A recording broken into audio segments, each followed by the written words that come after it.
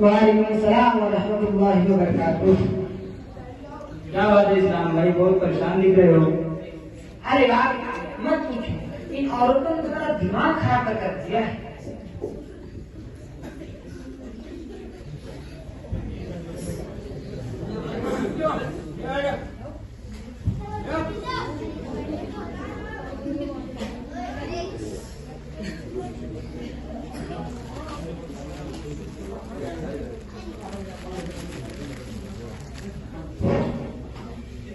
अस्सलाम वालेकुम रहमतुल्लाहि व बरकातुहू। वालेकुम सलाम व रहमतुल्लाहि व बरकातुहू। क्या बात है इस्लाम भाई, बहुत परेशान दिख रहे हो।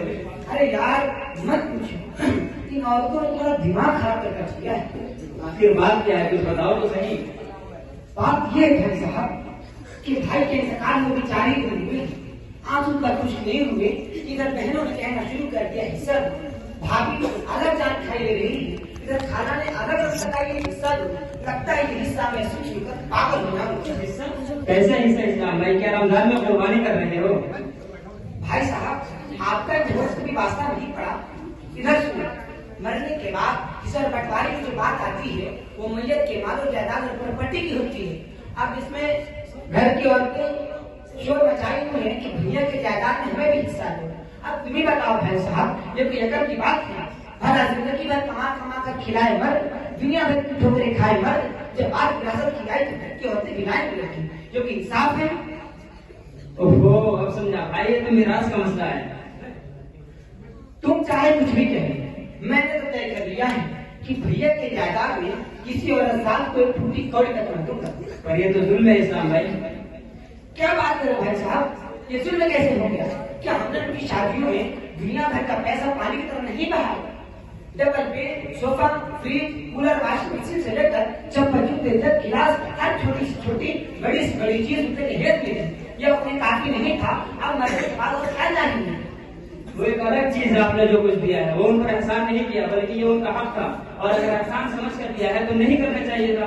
अगर आप जहेज न देते तो अल्लाह के यहाँ कोई पकड़ न होती, लेकिन मिरास न देने पर अल्लाह आपसे जरूर सवाल करेगा। लेकिन भाई साहब, अगर मैं जहेज ना देता तो बरादरी वाले मेरा जीना दोपहर कर देते।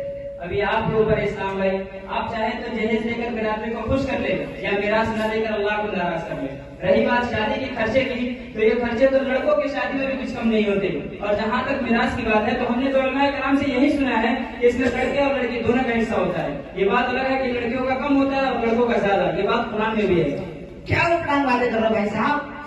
मैयत के माल में औरतों का हिस्सा, औरतों का? अरे यार, ये बात आपने किसने कही?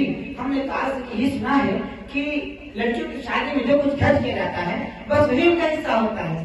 और ये बात तुम इतने लोगों में से किसी से भी पूछ सकते हो, क्यों भाई? बोलो।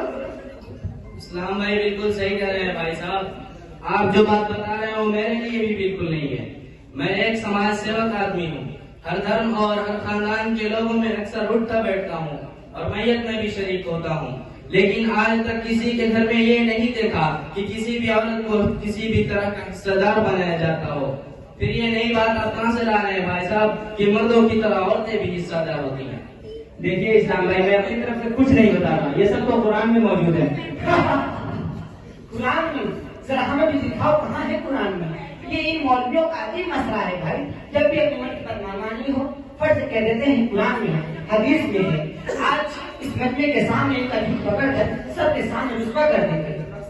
लेकिन अगर कुरान में हो तो क्या आप तस्लीम करेंगे, मानेंगे? हाँ हाँ, क्यों नहीं, बिल्कुल मानेंगे। कुरान में होगा तो क्यों नहीं मानेंगे? हम मुसलमान नहीं है क्या? न तो हमें भी पता है भाई साहब कि कुरान का इनकार करने वाला काफिर हो जाता है। देखिए इस्लाम भाई, मैं खुद तो आलिम हूँ नहीं, अलबत्ता अगर आप कहें तो मैं फोन करके शेख और हसन वाली को यही बुला लेता हूँ, वो सारा मसला अच्छी तरह समझा देंगे। हाँ, ये तो अच्छी बात है, जरूर बुलाएं। आखिर हम भी तो देखे कहाँ है कुरान में लिखा हुआ कि मिरास में औरतें भी हिस्सेदार होती है।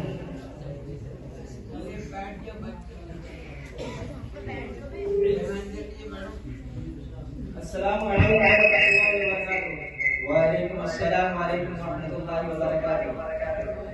शेख साहब खैरियत से हैं? अल्हम्दुलिल्लाह।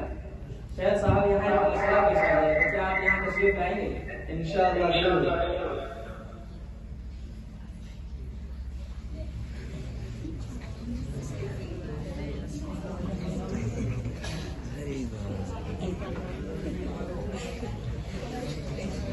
अस्सलाम वालेकुम वरहमतुल्लाहि वबरकातुहू। वालेकुम अस्सलाम व रहमतुल्लाहि व बरकातहू। क्या बात है भाई, क्या झगड़ा है, किस मसले पर?